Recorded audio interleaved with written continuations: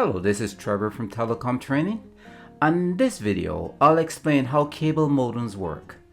We'll explore how data travels through cable provider's network, and finally to the subscriber's modem.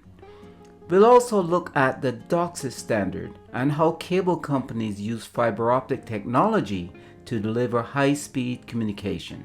So let's get started.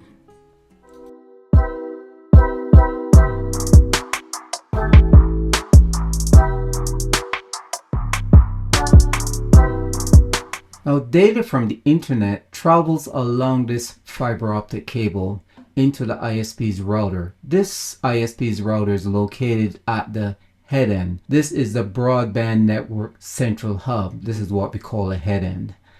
And on the output of this ISP's router is an Ethernet cable. It's a 10 gigabit Ethernet feed connected directly to CMTS. CMTS stands for Cable Modem Termination System. Now, the data for all of the subscribers travel along this cable. When it gets to the CMTS, it is combined and then modulated using a DOCSIS standard. Then it is sent to the single fiber optic cable, which connects the CMTS to the fiber node. Now, the distance between these 2 points is generally between 5 miles and 25 miles, or 8 kilometers and 40 kilometers.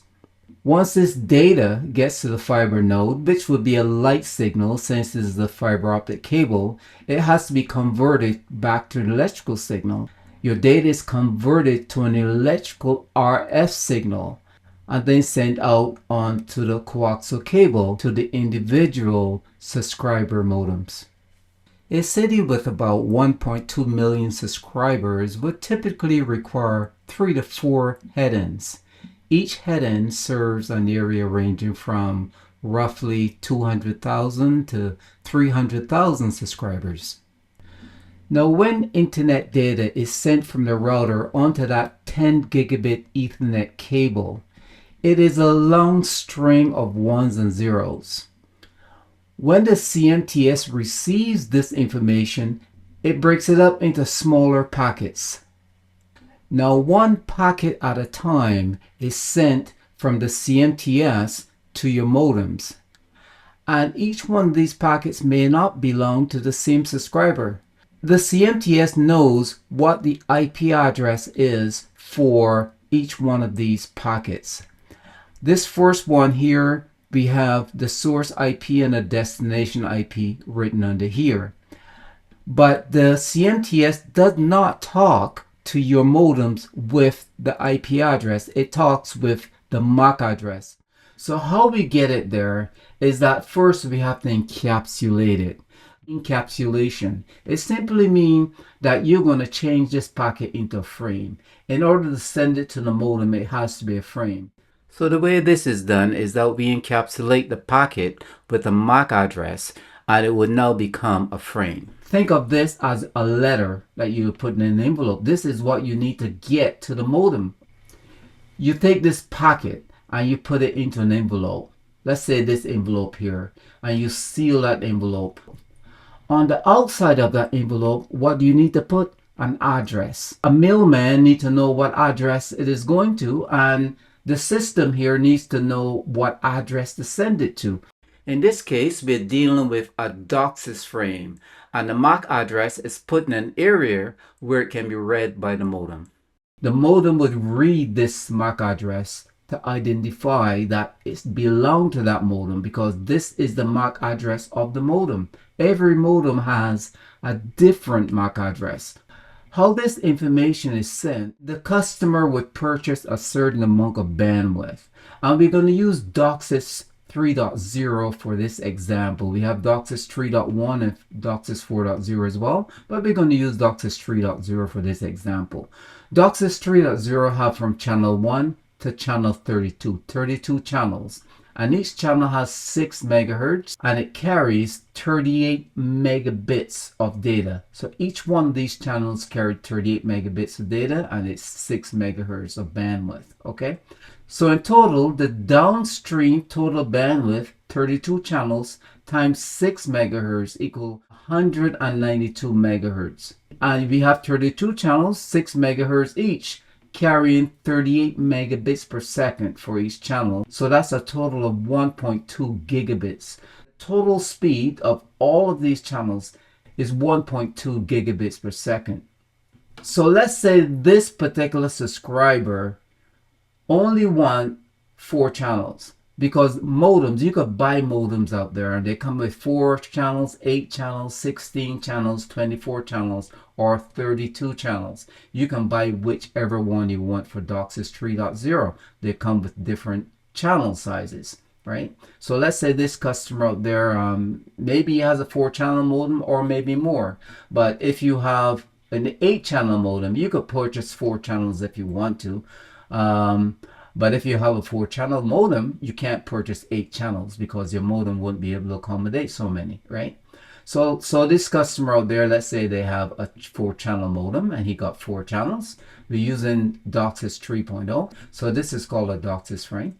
So it would be sent out on all 4 of these channels. So this customer here would be getting a speed of 152 megabits per second using these 4 channels, which would be a total of 24 megahertz. Okay, so 6 megahertz times 4 channels, that would be 24 megahertz, and they're getting 152 megabits per second being downloaded through this fiber optic cable to their modem. A customer could purchase 4 channels, 8 channels, 16, 24, or 32. Now, you know, cable is a shared service. So even though you purchase so many channels, you're probably not going to be able to get that much bandwidth all day, 24 hours a day. Maybe at 4 a.m. when everyone's asleep, you'll be able to get full bandwidth, which is a 1.2 gigabits per second, maybe. Now, between this CMTS and this fiber cable, this is called a node. And you can have between 250 and 1,000 homes all connected to this one node. In the last slide, we talked about the fact that we send our data, which is in the form of packets, from the router. And we talked about the fact that these are a long string of zeros and ones, and the CMTS break them all up into smaller packets. And each packet has a source and destination IP address associated with it. But the CMTS talks to the modems out in the field over here with the MAC address. So once we get the MAC address, we will put the IP packet into an envelope and seal that envelope and have the MAC address on the outside of that envelope. That's how we describe what a frame is. And this frame is called a DOCSIS frame. And in this case, we were looking at DOCSIS 3.0, which has 32 channels. We talked about the fact that a customer could have a modem with 4, 8, 16, 24, or 32 channels. And if they buy all 32 channels, they may be able to send on all 32 channels at some time early in the morning. But there's no guarantee. As you know, the cable service is shared. So you have the option of purchasing 4, 8, 16, 24, 32 channels. And whatever the available bandwidth may be, you'll be able to send your frames out over those particular channels. And it will be on a fiber optic link. So this will be an optical signal. And this optical signal carry your frame to the fiber node. And in this fiber node, we have a media converter that converts your optical signal to an electrical RF signal before distributing it over the coaxial cable to the modems. The coaxial cable backbone after the fiber node is where individual subscribers connect. Now, this backbone cable is a bit different from a regular RG6, RG11 cable. It's a very high capacity cable and is called hardline. And the way it is made is that the outer conductor, instead of a braided shield like the RG6 or RG11, it is made of solid aluminum or copper, and the middle conductor is much thicker.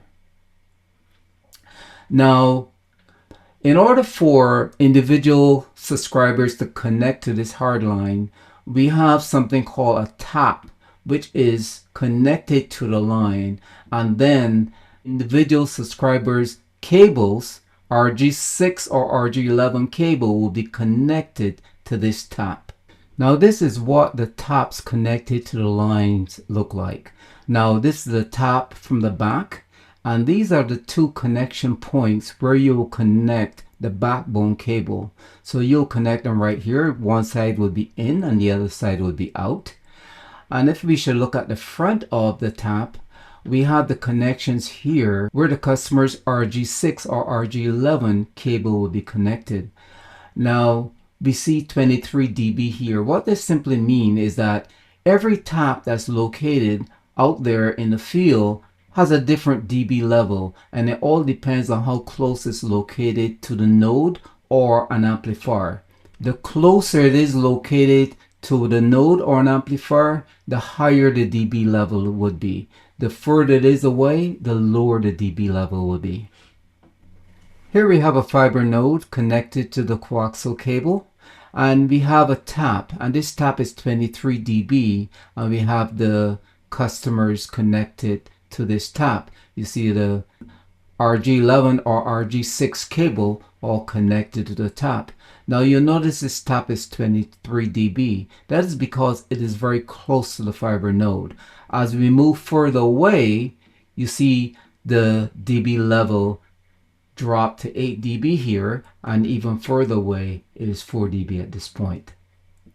Now here we have a tap working in the field, and we have two drop wires connected and going to customers' homes. This would be an RG6 or an RG11 for both of them.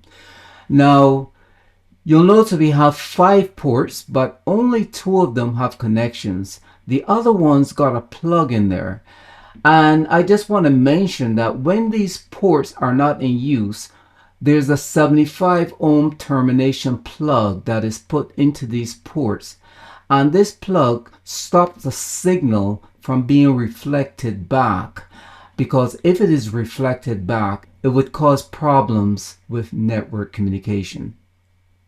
Now these are DOCSIS frames that were sent from the fiber node out to the customer's modems. Now you'll notice that each one of these frames got different MAC addresses, and each one of the modems here got a different MAC address as well.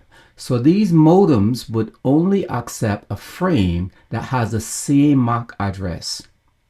It will see all of the frames that pass by, but none of them would be accepted unless the MAC address on the DOCSIS frame is the same as the MAC address that the modem has. This is Trevor from Telecom Training. Thank you for watching, and if this video was helpful to you, please don't forget to like and subscribe, and click on notification as well so that you'll be notified as soon as our new videos are released.